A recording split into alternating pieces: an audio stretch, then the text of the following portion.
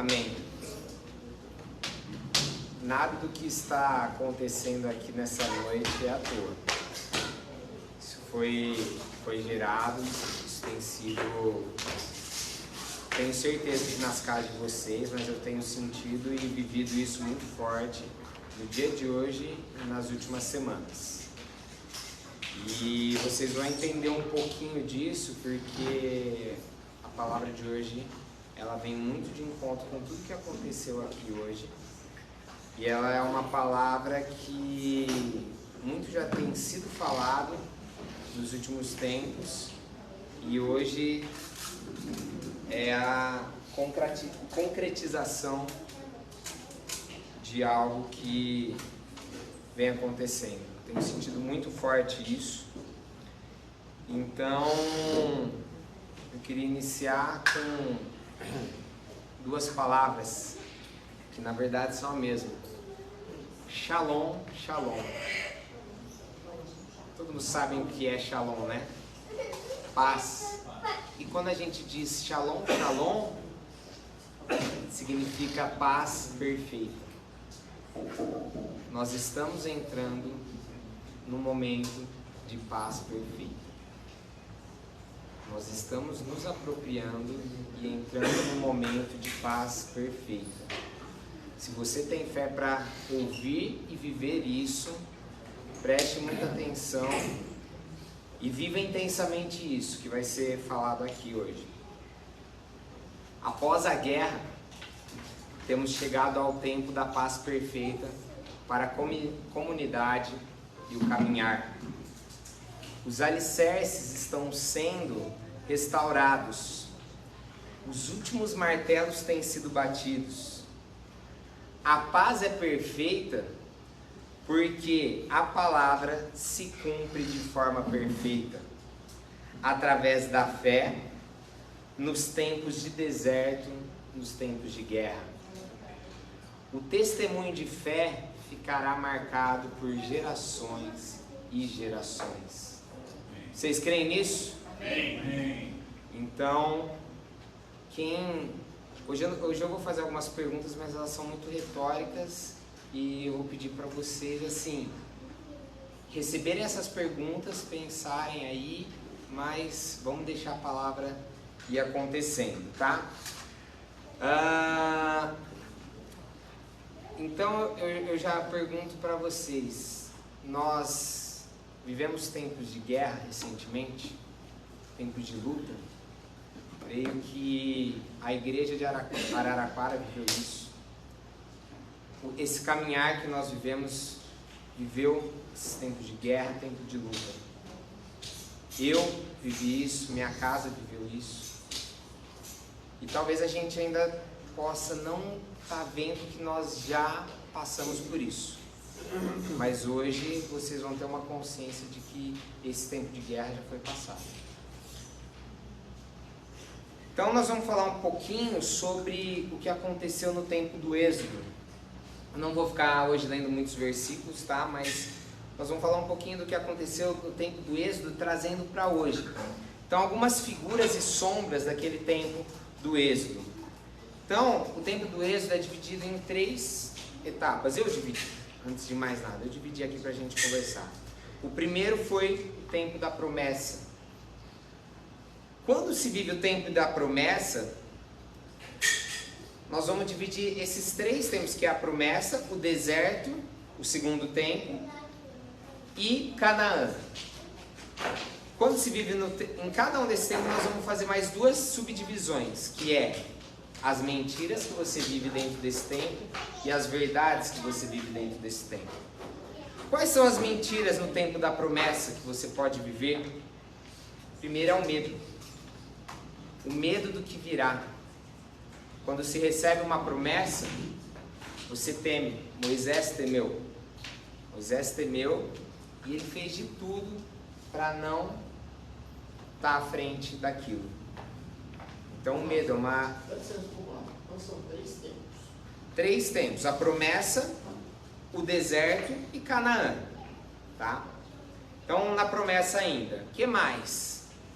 Dentro da mentira que você vive no tempo da promessa. o conforto do Egito.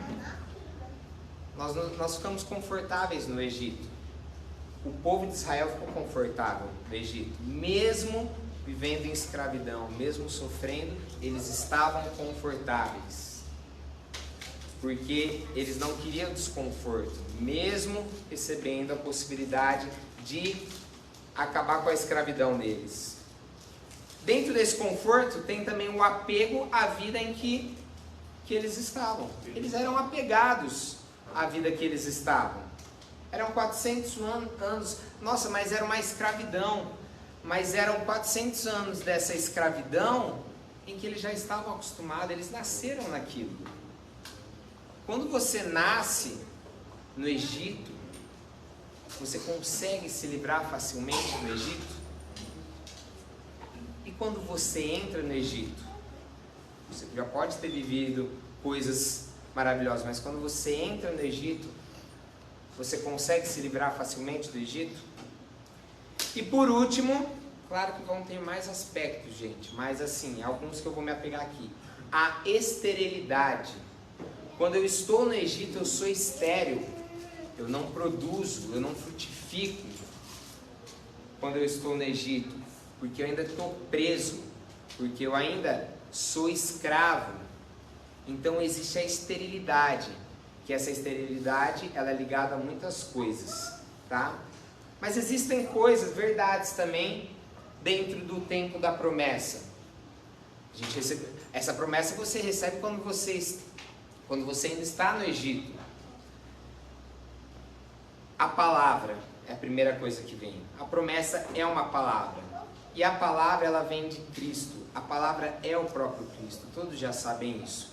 Então você recebe a palavra, e essa palavra, quando você recebe, você precisa criar raízes. Você precisa começar a criar raízes. É como uma planta. A planta ela é colocada, a semente é colocada e ela começa a crescer. Se ela cresce para cima, nós não sabemos o tanto de raízes que ela tem. Se ela criou raízes, ela está forte. Ela está se fortificando, essa planta. Se ela não criou raízes, ela tem um sério risco de morrer. Então as raízes são criadas. E aí nós começamos a viver o início da libertação do Egito. Porque você começa a viver a promessa. Você começa a entrar na promessa. Por quê? Porque o passo precisa ser dado. Se o passo não for dado, você não vai sair do Egito. Então há movimento, há ação. E aí você desenvolve o que no tempo da promessa? Vamos sair um pouquinho ali do tempo de Moisés e vamos para o tempo de Abraão. O que Abraão foi o pai? Da fé. Então você desenvolve a sua fé nesse tempo da promessa. Se não tiver fé, você não vai conseguir sair do Egito. Porque você tem que crer naquilo que está prometido lá na frente. Você tem que crer que você vai alcançar aquilo. E a promessa é feita. E ali em Abraão a gente vê que Deus fala diversas vezes a mesma coisa. Ele não fala uma vez só, ele enfatiza. Ele vai, fica ali. Abraão, ele fala sobre a promessa. Quais são as promessas de Abraão? E Abraão dá os passos, ele age, ele está em movimento desde quando ele tem que sair da terra dele, dos caldeus, para sair daquele povo que era um povo pagão, para ir para a terra da promessa, para ir para Canaã. E ele recebe a palavra do seu filho, que ele ia ter um filho, e dentro dessa palavra Deus fala diversas vezes. E Abraão precisou crer que isso se cumpriria diante do quê? Diante de um filho, diante de um período em que ele não teria mais condições físicas, cronológicas da sua idade e principalmente da sua mulher para ter esse filho. Mas ele creu, como a gente sabe, sua fé, sua crença foi imputada como justiça. Depois vem o quebrantamento. No tempo da promessa, há quebrantamento. Por que há quebrantamento? Porque nós nos sentimos limitados diante da nossa capacidade. Moisés se sente limitado diante da capacidade dele. Ele não se vê como uma pessoa apropriada e capaz de realizar aquilo. Isso é maravilhoso, porque é o tempo de nós colocarmos toda a nossa capacidade no nosso Senhor Jesus Cristo, porque é nele que eu vou conseguir viver a promessa. Não é nas minhas forças, não é no meu entendimento, não é na minha razão. E aí a figura que a gente fecha o tempo da promessa é a Páscoa. No Egito, para eles saírem do Egito, o que eles viveram? A Páscoa. E a Páscoa aí, nós vamos ficar falando de várias coisas que são as figuras da Páscoa, né? A gente vai perder tempo, até perder não, né? A gente vai ficar muito tempo sem entrar. Mas eu queria enfatizar algumas. É o sangue do Cordeiro. Quem que é o Cordeiro? É Cristo. A experiência com o Filho.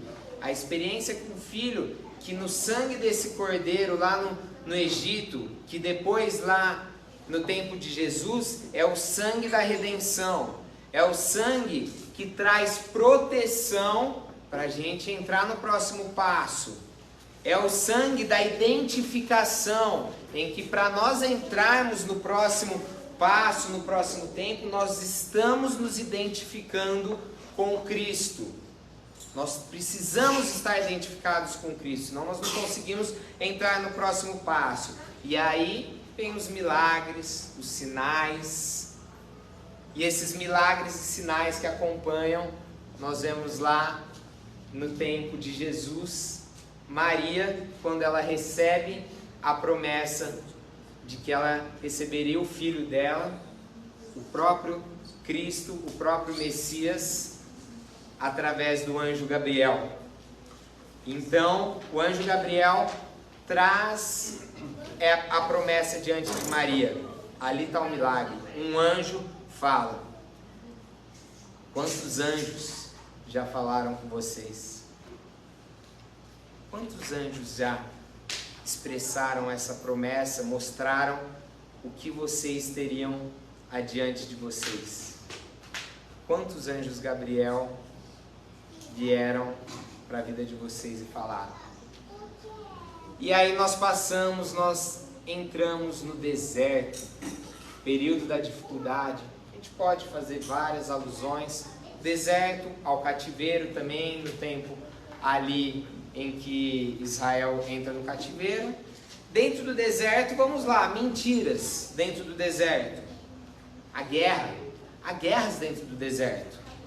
A guerra contra a palavra, porque Satanás sabe que o período de deserto vai ser para algo glorioso, mas ele vai guerrear constantemente. Então as guerras vêm. No tempo de Moisés as guerras vêm literalmente. E a guerra contra a palavra que você está vivendo no tempo do deserto é cada vez maior. A incredulidade, essas guerras podem trazer incredulidade. Quantos no tempo de deserto, no tempo de guerra, não morrem? O deserto vem para alcançarmos as promessas. Mas quem entrou nas promessas? Quem vai entrar nas promessas? Muitos se perdem no tempo de guerra. E dentro desse tempo de guerra, de incredulidade, nós somos iludidos. E aí que está o ponto do que nós vivemos hoje. Nós vivemos algumas ilusões dentro da nossa mente que nos jogam para baixo, que nos jogam no fundo do poço, que nos derrotam em meio à guerra. Essas ilusões tiram o nosso foco do que nós estamos para vencer. E aí vem a tentação de Satanás. E o que aquele povo lá no deserto, quando ele foi tentado, ele fez? Aquele povo foi se perdendo. Vem o murmúrio, a ingratidão. E aí entra o pecado da idolatria. A idolatria é o maior pecado talvez que tenha tido no Antigo Testamento. Essa idolatria ainda existe hoje? A idolatria existe e ela é muito perversa e mais sutil do que vocês imaginam. A gente se apega a ídolos, mas qual foi o grande problema no deserto? Estava conversando isso semana passada com o Gabriel. Qual foi o grande problema da idolatria daquele povo? Foi quando eles levantaram o bezerro de ouro e idolatraram aquele bezerro? A idolatria daquele povo não estava no bezerro de ouro. A idolatria daquele povo estava em Moisés. Aquele povo confiou no líder deles. E quando o líder deles ficou 40 dias fora, eles levantaram um bezerro de ouro, que já era o símbolo que existia no Egito, de adoração, porque eles ainda estavam apegados ao Egito. Mais uma mentira do deserto. Eles ainda eram apegados àquilo, eles tinham passado por todos os milagres, por todos os sinais e as maravilhas, mas eles não quiseram viver aquilo, eles ainda queriam estar vivendo o Egito. E eles se apegaram à idolatria de Moisés, eles estavam idolatrando Moisés. Quando eles acham que Moisés não é mais o seu líder, eles precisam levantar alguma coisa, eles convencem Arão de fazer aquele bezerro de ouro. Então, quando eles se apegam a isso e eles vivem essa idolatria ao homem, é isso que muitas vezes nós vivemos. E nesse tempo de deserto que nós vivemos isso constantemente. Quantas vezes nós não idolatramos o homem que estava na frente, no púlpito, no altar, ao invés de nós estarmos com a nossa consciência e toda a nossa vida, a nossa crença em Deus. Nós tiramos a nossa crença de Deus quando nós nos apegamos ao homem, porque esse homem fala bem, porque esse homem tem a palavra de Deus, esse homem tem a palavra de Deus, mas é Deus que está falando através dele. E no tempo do deserto nós nos apegamos a isso. O povo de Israel fez isso e nós vivemos isso. E não é só o homem que está falando, não. Não é só o homem que está falando. É o homem que está dirigindo o culto de louvor. Porque esse homem tem adoração. Porque esse homem é um adorador, ele é um adorador. Mas por que nós exaltamos ao homem? Por que nós nos apegamos? Porque daí quando nós nos apegamos e quando esse homem cai, quando o homem cai porque ele é um homem, como todos nós, porque ele é um pecador, como todos nós caímos junto com ele. Porque nossa firmeza e a nossa fé em Deus não está em Deus, ela está no homem. E é aí que muitos se perdem. E aí é que muitos saem do caminhar. E aí muitos, porque eles não têm o que nós falamos lá atrás, eles não criaram as raízes profundas em Deus. As suas raízes estavam em imagens, em homens, em ídolos. E aí nós encontramos a morte diante disso. E a morte levou essas pessoas todas, muitas pessoas, a morrerem no deserto e a não vivenciarem a promessa. Eu não vou fazer parte desse povo que viveu a morte. Eu vou entrar na promessa. E eu vou fazer o possível para levar cada um que puder estar comigo aqui diante do Senhor. Mas existem verdades no deserto. Verdades, por exemplo, existem questionamentos. Os questionamentos são bons. Quando eu questiono a Deus, aí eu coloquei até aqui uma comparação, porque na mentira nós temos o murmúrio, na verdade nós temos o questionamento. Qual que é a diferença?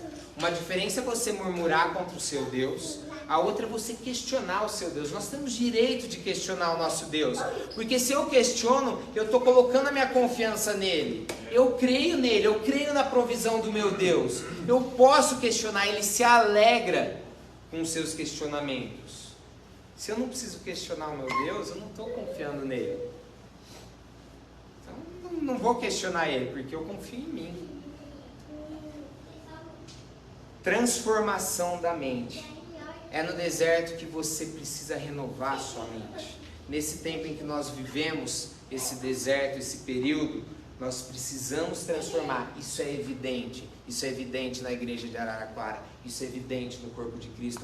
Como as pessoas têm passado pelo processo de transformação, de renovação das suas mentes. E isso é o que o versículo fala lá. Sede transformados pela renovação das vossas mentes. Todos sabemos o que significa a palavra original. Metamorfose. Vamos chover no molhado. Metamorfose, o que é? Uma mudança completa em que você não tem como mais voltar atrás. Você não volta mais. Se você renovou, se você mudou, você é uma nova criatura. Lagarta é borboleta, isso. E aí você é uma nova criatura. Esse é o processo de transformação que ele acontece no deserto. Você precisa ser transformado para você entrar em Canaã. Profundidade das nossas raízes. É aí que nós vemos onde nossas raízes, o quão elas são profundas. Quando você é criança, você não aguenta passar por certas situações e dificuldades que você aguenta hoje, que você já tem raízes profundas, que você tem uma consciência do seu Deus.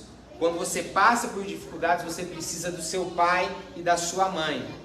Depois que você cresce, você já é maduro, você é um jovem, você se estabelece na sua casa, você não vai mais poder depender do seu pai e da sua mãe. Você vai passar pelas dificuldades e você vai ter que vencer essas dificuldades. E essas dificuldades você só vai vencer se você tiver raízes profundas no seu Deus. Porque é nele que você colocou sua confiança e é nele que você criou essas raízes. Crescimento. Isso traz crescimento. As raízes estão lá. O crescimento externo veio por causa dessas raízes. Você começa a crescer, se desenvolver.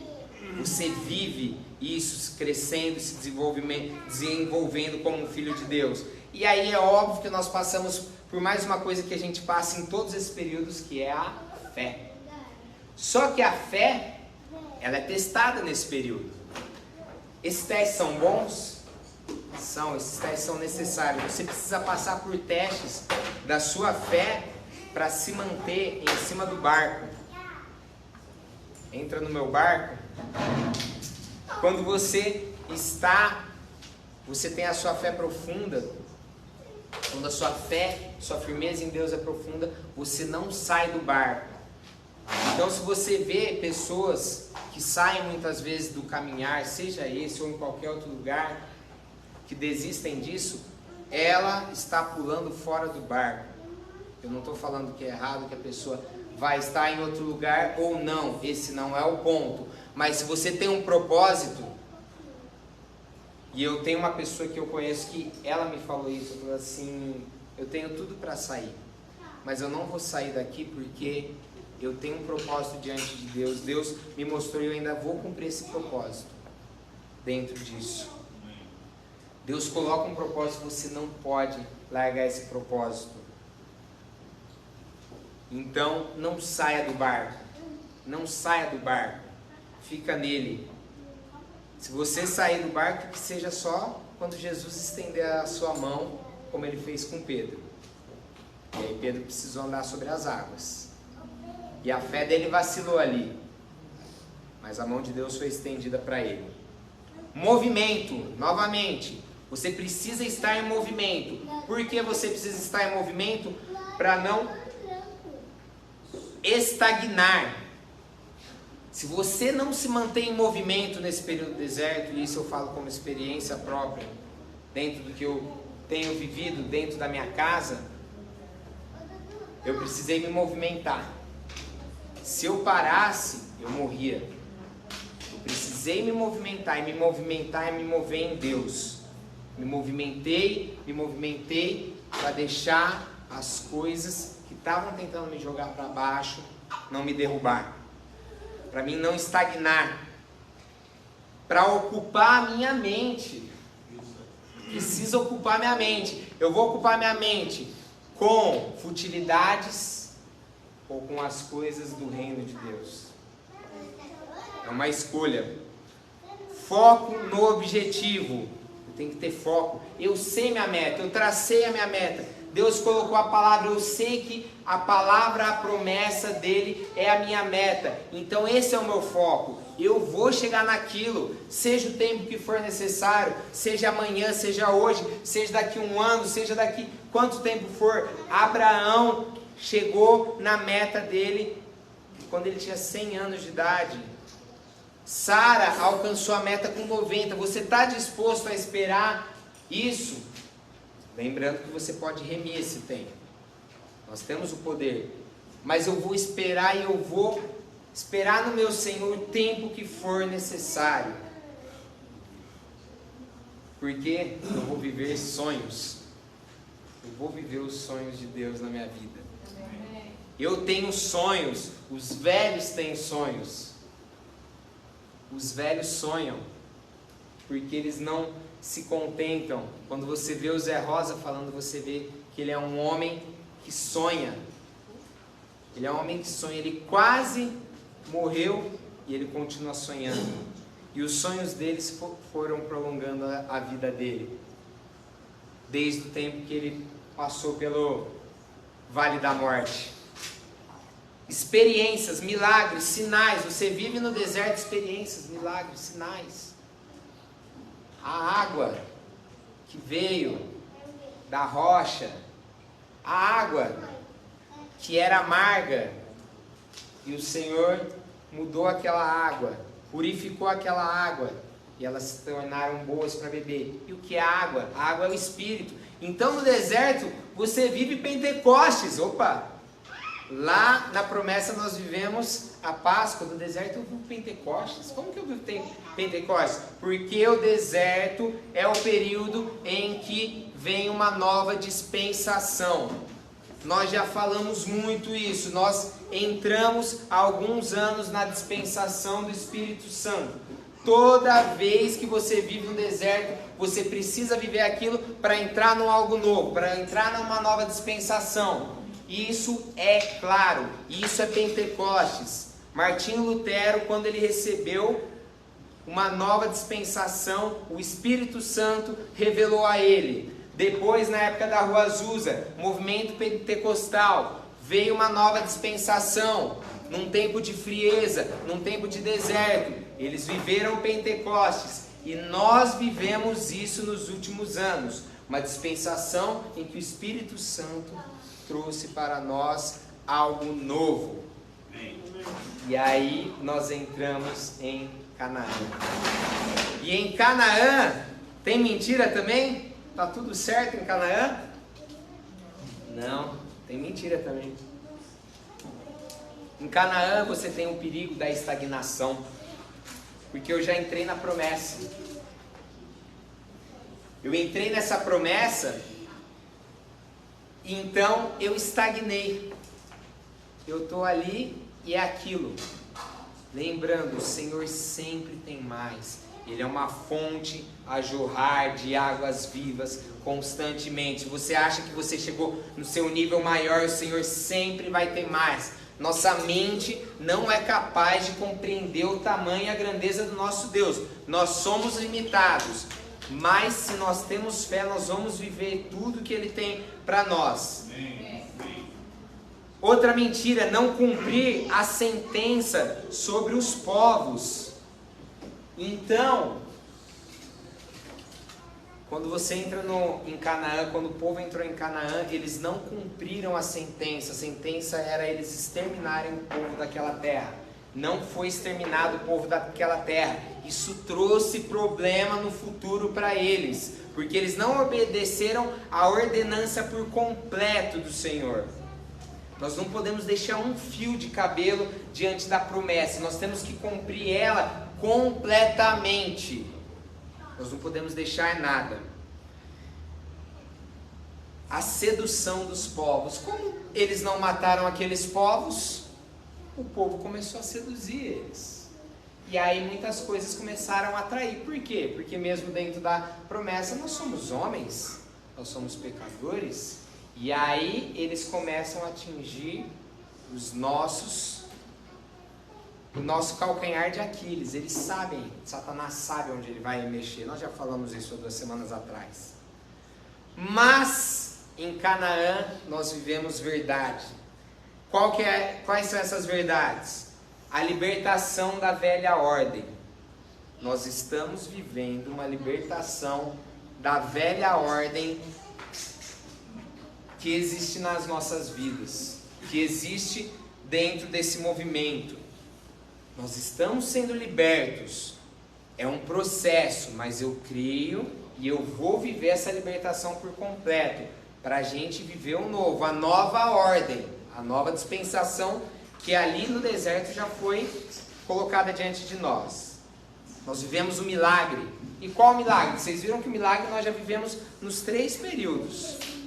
Qual milagre que nós vivemos? Agora nós vivemos o milagre da restauração. Da restauração das nossas vidas. Nós vivemos esse milagre diante de Deus. Ele restaurou a nossa vida por completo. Porque nós nos entregamos e nos colocamos nele durante todo esse período. E nós vivemos o que a gente falou lá em cima, o Shalom, Shalom.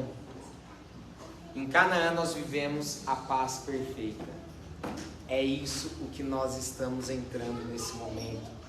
Nessa paz perfeita. Não é uma paz somente. Não é se deleitar somente numa paz. Mas é uma paz perfeita. Ela não tem nenhuma imperfeição. Ela não tem nenhum caminho tortuoso. Ela é perfeita. Nós vivemos, nos deleitamos. Por que nós vivemos essa paz? Porque essa paz nós só vivemos ela quando nós estamos diante e com o nosso Senhor Deus. Essa paz, eu vivo ela porque ela é uma paz que é muito mais do que nós pedimos ou pensamos. Ela é perfeita porque ela cumpre aquele versículo que diz: infinitamente mais do que pedimos ou pensamos. Essa é a paz perfeita. Nós não conseguimos compreender. Eu não vou conseguir explicar isso, mas eu sinto ela aqui. Nós vivemos o tempo do reino. O reino que, num reino nós precisamos do quê? Do seu rei. Então, se nós adentramos no reino, nós vivemos com o nosso rei. Quem é o nosso rei? O nosso Senhor. Se nós vivemos no reino com o nosso rei, nós nos assentamos à destra desse rei. O trono está à nossa frente, a sala do trono, e nós podemos nos assentar ao lado do nosso Deus, à destra dele. Para quê? Para que nós reinemos com ele. Então Canaã é o tempo em que eu vou reinar. Nós vamos reinar como um reino de reis e sacerdotes. Nós somos esse reino de reis e sacerdotes que vai reinar com Cristo ao seu lado. Ele nos proporcionou isso. Nesse tempo, a fé novamente. O que acontece com a fé? A justificação da fé. Nossa fé é justificada.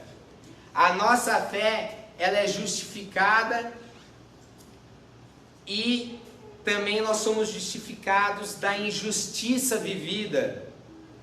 Então aquele versículo que diz: bem-aventurados os que são perseguidos, porque bem-aventurados perseguidos por causa da justiça, eles herdarão o reino dos céus. Isso é a maior prova. Você vai herdar o reino dos céus, você vai viver o reino dos céus se você for injuriado, se você passar pelas tribulações que esse mundo vai colocar diante de você, que ele vai testar você, e você vai ser justificado, você vai viver esse tempo. E esse tempo da justificação é agora. Você está sendo justificado diante do nosso Deus, através da graça dele. Você é justificado, a sua fé é justificada. O que é a justificação da fé? Você passou por tribulação. A fé é a certeza daquelas coisas que você não vê. No tempo do reino, você vai vivenciar o que a sua fé proclamou, que é o que? A promessa. Você vivencia a promessa. Por isso a fé é justificada. Deus não deixa a promessa se perder. Nunca deixa. Concretização dos sonhos. Nós sonhamos lá atrás. Hoje nós concretizamos os nossos sonhos. Nós vivenciamos esses sonhos em Canaã. Nós estamos vivenciando os sonhos de Deus para as nossas vidas nesse tempo. E aí nós entramos na experiência do quê? Dos tabernáculos. A experiência dos tabernáculos, que é a experiência com Deus, onde o véu foi rasgado de alto a baixo. O véu é rasgado, eu entro na sala do trono, eu reino com meu Deus, eu sento à destra dele, e esse véu nos dá livre acesso. Imagina você entrando no Santo dos Santos, você tendo livre acesso, porque você já está purificado, porque você foi purificado lá no tempo da promessa, no sangue do Cordeiro. E hoje que eu estou purificado, eu entro no Santo dos Santos, e eu entro e eu tenho acesso à Arca da Aliança, que é a presença de Deus. E se eu tenho acesso à presença de Deus na minha vida, eu vou fazer o que diante da presença de Deus? Eu vou adorá-lo, eu vou adorá-lo com os anjos. Os anjos estão à volta e cantando: Santo, Santo, Santo, Santo. E eu vou fazer isso porque eu não vou me cansar, porque os que esperam no Senhor renovam as suas forças, correm e não se cansam, caminham e não se fadigam. Eu não vou me fadigar de cantar, porque eu estou cantando para o meu Deus, porque esse vai ser a coisa mais prazerosa. Se você conhece prazeres que você já viveu nesse mundo, o seu maior prazer vai ser e é cantar ao Senhor a sua santidade. E você vai cantar isso com prazer, com louvores, como um levita, como um sacerdote do Deus vivo. A restauração do tabernáculo de Davi acontece no Santo dos Santos. O tabernáculo de Davi é restaurado porque ele foi a maior figura, a maior sombra da adoração perfeita diante do Senhor. Deus se agradou muito mais da adoração do tabernáculo de Davi do que da adoração no tempo de Moisés, em que existia separação, só o sumo sacerdote conseguia chegar no local de adoração.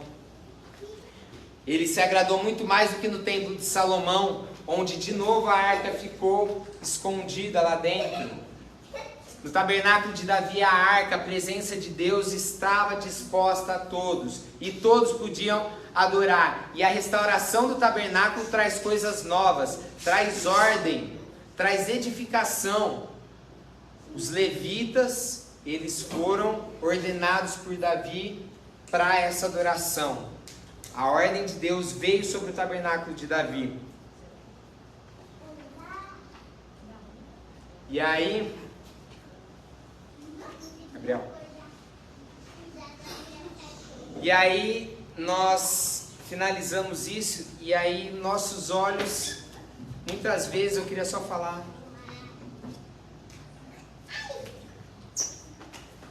E os nossos olhos, um adendo só dentro disso, é que eles são vendados para os milagres, muitas vezes.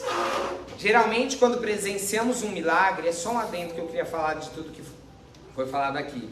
Geralmente, quando presenciamos um milagre, nossa mente é tão limitada para Deus que começamos a colocar obstáculos para querer acreditar que aquilo realmente seja algo sobrenatural, ou que tem a mão de Deus agindo soberanamente sobre você.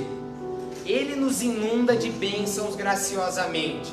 Quando você, lembre-se disso, por isso que eu falei isso, parece que é uma coisa lá de trás, mas quando você viver um milagre, tenha fé que você está vivendo um milagre.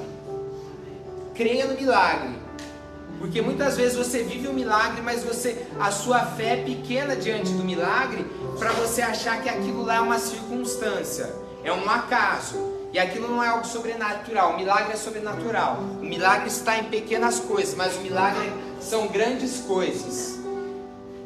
E o cumprimento desses milagres, de tudo isso que vocês viveram, é a cura. É a cura de tudo que você precisa para a sua vida, para a sua casa, para o caminhar, para o corpo de Cristo. Para essas pessoas, como o Arthur falou, essa cura não vai ser só para nós, essa cura vai chegar às outras pessoas, porque nós vivemos isso, nós recebemos a cura. E essa cura que chegou até nós, ela se estendeu às pessoas lá fora, ela vai se estender. Porque através de nós que somos aqueles canais de adoração, as pessoas vão sentir a presença dele através de nós. E nós vamos ser transformados de glória em glória. Esse tempo do cumprimento, você é transformado de glória em glória. É a graça sobre graça que vem. É abundante, é perfeita a graça, a vitória do Senhor nesse tempo. Há sinais e maravilhas. Nós vamos viver, nós temos vivido e nós vamos viver mais ainda sinais e maravilhas. Através do que? Lembro de um cântico, não sei se a Késia lembra, uma parceria minha com ela de um cântico que ela escreveu e depois eu coloquei em música, que ele falava sobre sinais e maravilhas que a intercessão nos traz. A sua intercessão, a intercessão que sai do seu coração diante de Deus, traz esses sinais, essas maravilhas. A sua intercessão não se perde diante do Senhor. A sua intercessão é profunda, porque suas raízes são profundas, porque o seu caminhar e seu coração estão arraigados no Deus vivo. E aí uma frase da minha digníssima esposa, que ela falou isso hoje, meditando muito nessa palavra, ela me ajudou a meditar.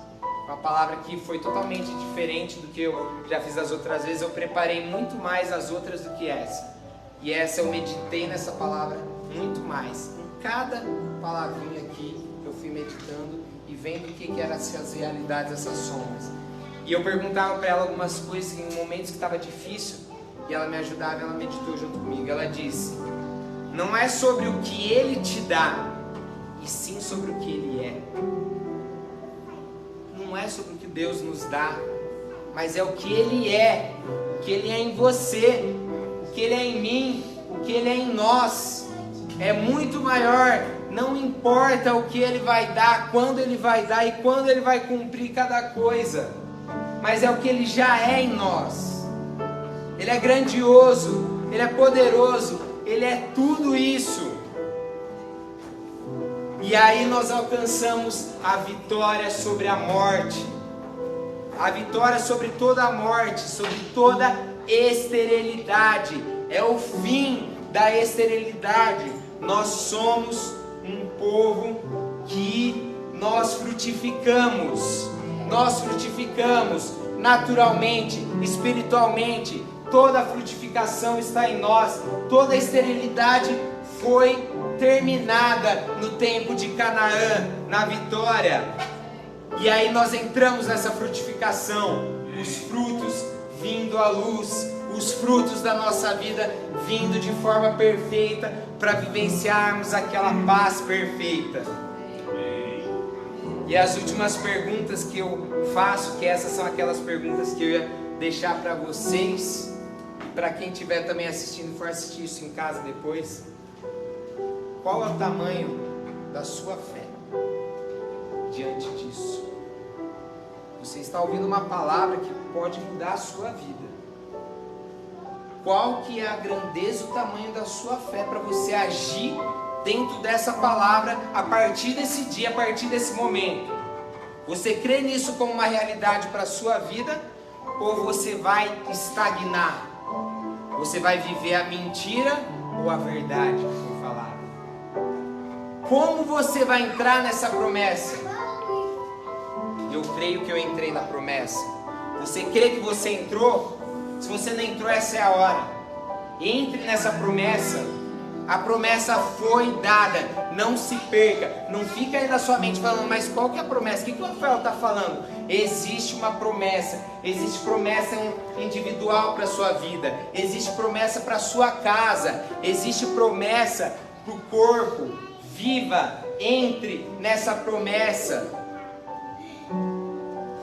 O que falta para essa restauração ser completa? O que falta para essa restauração ser completa na sua vida? O que está faltando? Vamos hoje trazer a resposta para isso. Então, vamos mudar isso, vamos mudar as circunstâncias. Se falta alguma coisa, vamos jogar isso no mar do esquecimento. Não falta mais nada. O seu Deus te trouxe isso. Te trouxe isso. Nós temos visto a concretização de tudo isso. É uma alegria, uma glória viver a restauração. Nós vivemos a restauração aqui em Araraquara, de um irmão precioso nosso. Nós estamos vivendo restaurações lá fora, em outras igrejas, de outros irmãos nossos. Nós temos vivido essas restaurações. Você crê nisso, você vai viver muito mais restauração. Isso é só o começo. E a minha última pergunta: vamos ser espectadores ou participantes? Você é espectador? É bom assistir? É maravilhoso o que está sendo falado? Ou você vai participar disso? Não importa que nós falamos lá atrás, não importa que o Rafael trouxe uma palavra boa semana passada, a Nelise trouxe uma palavra maravilhosa, não importa quem foi o canal usado. O que importa é o que ele vai fazer, o que ele está fazendo. E eu vou entrar nisso, eu vou participar disso. Se você crê que você vai entrar nisso, fale agora amém. Amém, amém, aleluia. Protagonismo do novo tempo. Amém, é isso. E nós vamos declarar isso. Porque agora, para finalizar, eu vou ler a carta de um testemunho de fé. Em meio a tempos difíceis, a palavra veio, e a promessa que os planos de Deus eram esses e que isso se cumpriria no seu tempo nos encorajou. No coração havia a certeza de que a promessa foi dada e que aquilo realmente estava na vontade de Deus. Porém, aconteceria de uma forma em que o nome do nosso Senhor fosse exaltado, para que as pessoas vissem o milagre e crescem. Sem entendermos o tempo de Deus, a palavra se cumpriu antes do que esperávamos.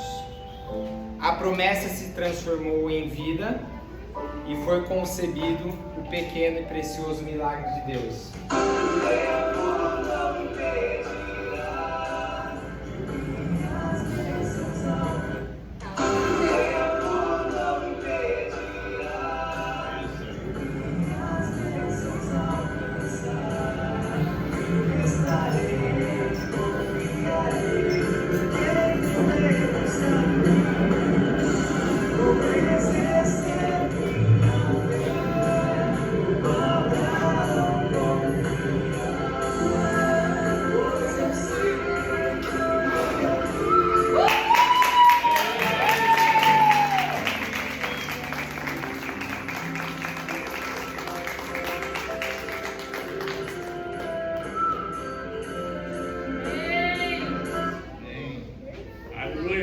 Não temam e nem se espantem.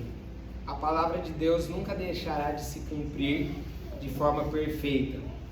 Assim como a vida da nossa filha, que desde já, como Samuel, é consagrada e entregue ao nosso Senhor Jesus Cristo. E desta vez se cumprirá de forma perfeita, com a vinda de uma adoradora perfeita, gerada através de muita oração, joelhos no chão, de uma promessa e com o grande objetivo de um testemunho de fé, vida e vitória que ficará marcado por gerações. Essa é a história da nossa bebezinha para a congregação de santos que por todo esse tempo em unidade conosco clamaram tanto por esta maravilhosa bênção. Vocês são parte desse milagre. Vocês foram nossos anjos, Gabriel. Obrigado.